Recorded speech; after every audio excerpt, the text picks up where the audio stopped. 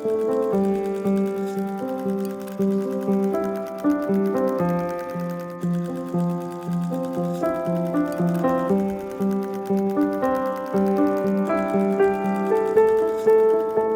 caríssimo telespectador da Rede Século XXI, obrigado pela sua audiência. Está começando mais um programa Luz da Vida, nosso compromisso dominical. No pôr do sol do primeiro dia da semana, dia em que celebramos a vitória de Cristo sobre a morte.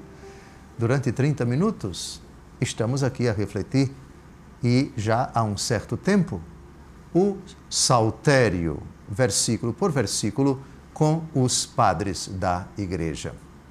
No programa anterior, terminamos de comentar o Salmo de número 7. Agora vamos começar o estudo do Salmo de número 8. Um salmo que tem para nós uma importância toda especial. Do saltério, nos evangelhos, alguns foram citados pelo próprio Jesus. Alguns foram citados pelo próprio Jesus e também pelos apóstolos. Este salmo é um deles. Jesus citou esse salmo e os apóstolos citaram esse salmo. Especificamente, o apóstolo Paulo e o autor da carta aos Hebreus. A primeira coisa que a gente deve fazer no estudo do salmo é ler o salmo. E depois a gente vai tecer comentários a respeito do título, a respeito da origem, da formação e principalmente do significado de cada versículo. Este salmo, dentre todos os que nós estudamos até agora, não é o maior. O maior salmo que nós estudamos até agora, do Salmo 1 até o Salmo 8, que vamos começar a estudar, o Salmo 7, o Salmo que terminamos de estudar no encontro anterior. Esse Salmo é o maior, até agora, estudado. Ele tem 18 versículos. Mas o Salmo de número 8 tem apenas 10 versículos. Primeira coisa, lê o Salmo. Ao mestre de canto, com a gitiena, Salmo de Davi. Ó Senhor nosso Deus, como é glorioso o vosso nome em toda a terra. Vossa majestade se estende triunfante por cima de todos os céus. Da boca das crianças e dos pequeninos sai um louvor que confunde vossos adversários e reduz ao silêncio vossos inimigos. Quando contemplo o firmamento, obra de vossos dedos, a lua e as estrelas que lá fixastes, que é o homem, digo-me então, para pensardes nele? Que são os filhos de Adão, para que vos ocupeis com eles? Entretanto, vós o fizestes quase igual aos anjos, de glória e honra o coroastes. Destes-lhe poder sobre as obras de vossas mãos, vós lhe submetestes todo o universo, rebanhos e gados e até os animais bravios, pássaros do céu e peixes do mar, tudo que se move nas águas do oceano. Ó Senhor, nosso Deus, como é glorioso o vosso nome em toda a terra. Nós poderíamos dizer que este salmo trata primeiro da glória de Deus, depois da glória de Deus nas suas criaturas. Ou seja, tudo que Deus faz é bom. No livro do Êxodo, do livro do Gênesis, no relato da criação, várias vezes, o autor diz: e Deus viu que era bom, e Deus viu que era bom, e Deus viu que era bom. Quando ele termina a sua obra, isto é, no sexto dia, quando conclui criando o homem e a mulher, o texto diz que Deus viu tudo e era tudo muito bom. As criaturas resplandecem, as criaturas manifestam a glória do seu Criador. É o tema tratado no capítulo 1 da carta de São Paulo aos Romanos. e já antes, no Antigo Testamento, no livro da Sabedoria, capítulo 13.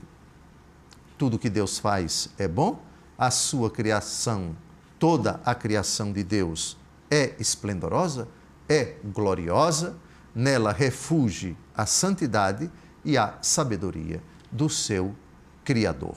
Nada na criação é indigno da santidade de Deus.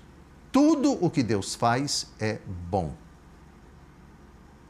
Essa é a primeira pontuação. Por isso eu achei acertado o título que a Bíblia Ave Maria, que é a que nós estamos a utilizar, coloca a glória do Criador nos esplendores da criação. Deus é glorioso porque Ele é Deus. E Deus é glorioso porque Ele cria. E Deus é glorioso porque cria e tudo aquilo que Ele cria contém o esplendor de si, o esplendor do Criador. Agora nós vamos ao primeiro versículo desse Salmo de número 8.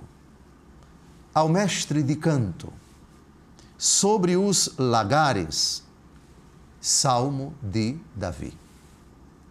Primeira coisa, quem é o autor desse salmo? Davi, o rei Davi. Nós já vimos em programas anteriores que a palavra Davi, como autor de um salmo, autor de vários salmos, ela aparece diversas vezes. Estima-se perto de 60 dos 150 salmos, 57, 58, enfim, por aí. Davi, o autor do Salmo de número 8. Eu li na versão da Bíblia Ave Maria, apareceu ao mestre de canto com a gitiena. Outra tradução, ao mestre de canto sobre os lagares. Na versão dos 70 e também na Vulgata, 70, vamos lembrar, é a tradução que foi feita por judeus no ano 250 até mais ou menos o ano 200 antes de Cristo, judeus de Alexandria, no Egito, que traduziram os livros do Antigo Testamento do grego para o grego, os textos escritos em hebraico. Então, é a versão, é a tradução para o grego dos livros escritos em hebraico.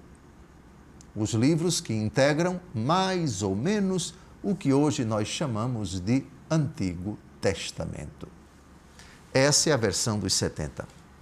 São Jerônimo traduziu a Bíblia do hebraico e do grego, a versão hebraica e a versão em grego, para o latim. Essa versão é chamada Vulgata, porque é o latim vulgar, o latim pronunciado, lido, escrito, falado pelo vulgo, pelo povo. Aqui estamos na Península Itálica, foi a pedido do Papa Dámaso que São Jerônimo fez essa tradução. Tanto nos 70 como na Vulgata, o título desse salmo é sobre as prensas, ou sobre os lagares. O que é uma prensa? Então você tem a plantação de uva. As uvas eram colhidas, depois lavadas e colocadas num grande tacho, por assim dizer, cheio de buraquinhos. Aí vinham os empregados, tomavam banho, lavavam bem os pés, e o trabalho deles era prensar com os pés as uvas, para que o líquido caísse e a casca e os caroços, as sementes, ficassem.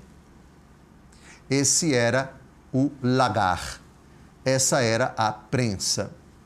Provavelmente, alguns estudiosos dizem que esse salmo foi composto para ser recitado enquanto os trabalhadores pisavam nas prensas as uvas que acabaram de ser colhidas. Sobre as prensas ou sobre os lagares. Essa é uma possível, uma provável explicação provável para esse título nos 70, na versão dos 70 e na versão da Vulgata. Mas, conforme a tradução de Teódoto com a Gitiena. Essa versão de Teódoto foi considerada pela Bíblia Ave Maria. Gitiena talvez tenha relação com uma palavra no hebraico chamada gat. Gat tanto pode significar uma determinada melodia filisteia, ou um instrumento musical, ou inclusive o nome de uma região. Isso somente para mostrar que são muitas as traduções, muitas as formas de se intitular esse Salmo de número 8. Ficamos então com duas traduções, sobre os lagares, ou sobre as prensas, ou conforme considerou a Bíblia Ave Maria, com a Gitiena. É essa que nós vamos considerar, e isso retomamos no segundo bloco, está terminando esse primeiro, não saia daí, daqui a pouco a gente se encontra.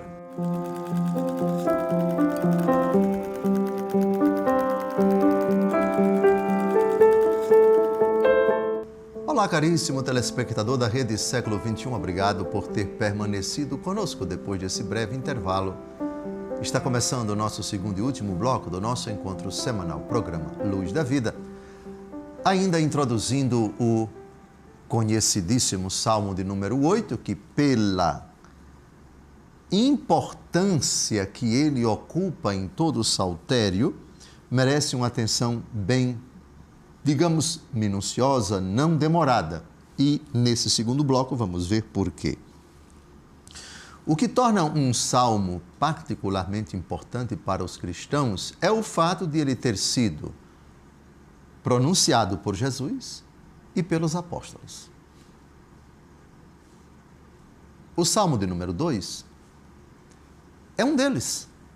Mas esse Salmo de número 8 não só foi citado por Jesus, como ele é citado 3 vezes no Novo Testamento.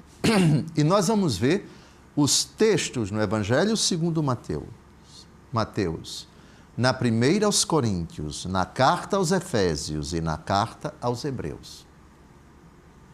Então, é um salmo especialíssimo. É um salmo, e vamos ver, lido por Jesus, rezado por Jesus, lido pelos apóstolos, recitado pelos apóstolos, pregado pelos apóstolos, escrito nos escritos apostólicos, esse salmo aparece. Vamos então à primeira citação, Mateus capítulo 21, versículo 16. Mateus capítulo 21, versículo 16. Qual é o contexto? Vamos começar a partir do versículo 14. E vamos até o versículo 16. Então, 3 versículos.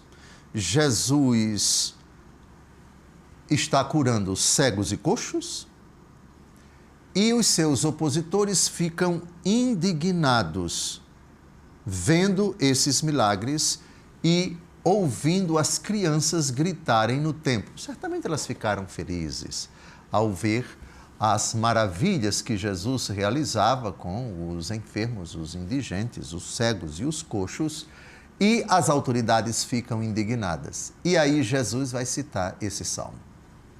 Com a palavra, o evangelista Mateus, capítulo 21, versículos de 14 a 16. Os cegos e os coxos vieram a ele no templo e ele os curou.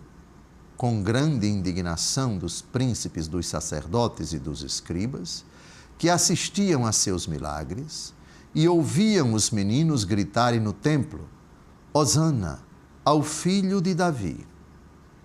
Disseram-lhe eles: ouves o que dizem eles? Perfeitamente, respondeu-lhes Jesus. Nunca lestes estas palavras, agora. Da boca dos meninos e das crianças de peito, tirastes o vosso louvor? Pronto. Jesus evoca o versículo 3 desse salmo para dizer, implicitamente, aliás, eu diria explicitamente, o que essas crianças estão fazendo é o cumprimento da profecia do Salmo 8, versículo 3. Perceberam porque esse salmo é importante? Porque foi lido por Jesus. Esse versículo 3 contém uma profecia que vai se cumprir nos lábios das crianças, felizes vendo Jesus curar cegos e coxos. Agora vamos a um outro texto, esse do apóstolo Paulo, na primeira aos Coríntios, capítulo 15, versículo 27. Ele faz uma alusão implícita aos versículos 5 a 7 desse salmo. Vamos primeiro ao apóstolo Paulo. Com a palavra, o grande apóstolo dos gentios.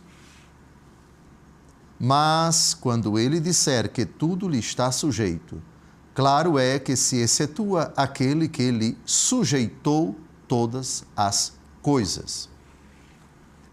Essa citação alude aos seguintes versículos do Salmo de número 8. Prestem atenção. Que é o homem, digo-me então, para pensardes nele? Que são os filhos de Adão, para que vos ocupeis com eles? Entretanto, vós o fizestes quase igual aos anjos, de glória e honra o coroastes, destes-lhe poder sobre as obras de vossas mãos, vós lhe submetestes o universo. Deus submete o universo. São Paulo aqui, quando ele disser que tudo lhe está sujeito, claro é que se excetua aquele que lhe sujeitou todas as coisas. Aqui, digamos, não é citação literal do Salmo, mas São Paulo cita a ideia. A ideia contida no versículo 27 da 1 Coríntios 15 é tirada dos versículos de 5 a 7 do Salmo de número 8. Próxima citação no Novo Testamento do Salmo de número 8. Versículos de 5 a 7 também. São Paulo alude na carta aos Efésios, capítulo 1, versículo 22, ao texto de São Paulo. E sujeitou a seus pés todas as coisas e o constituiu chefe supremo da igreja. Sujeitou a seus pés todas as coisas. A ideia, eu repito, está no versículo, precisamente 7 do Salmo 8.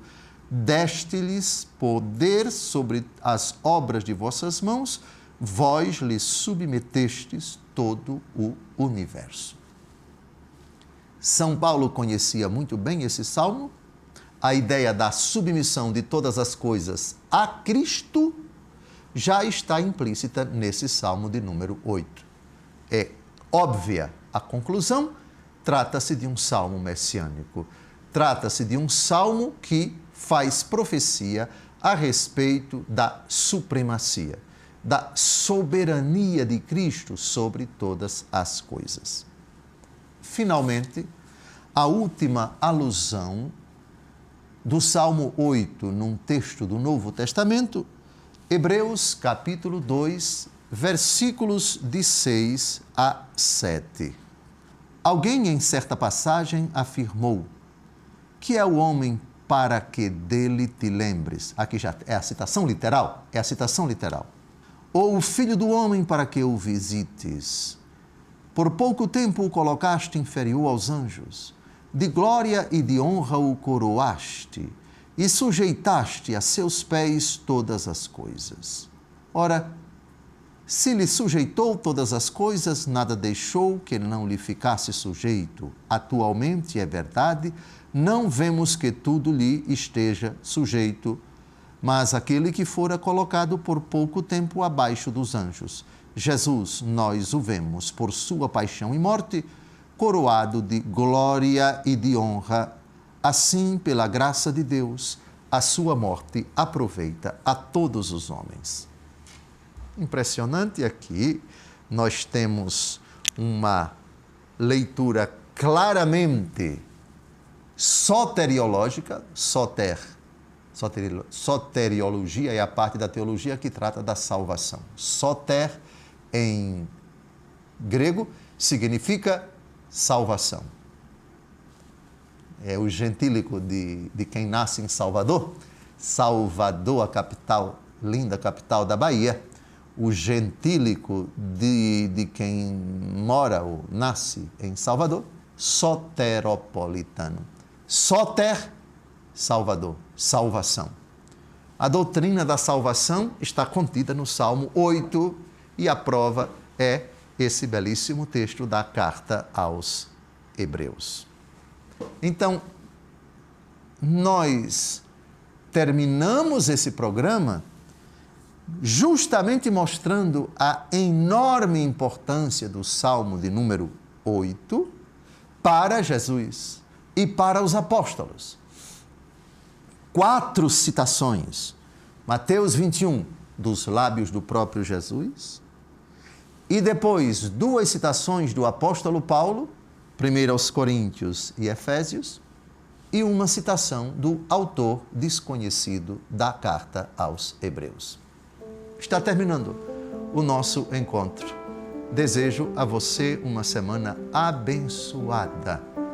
Com a graça de Deus, a gente se encontra no próximo domingo. Até logo mais. Deus seja louvado pela sua vida.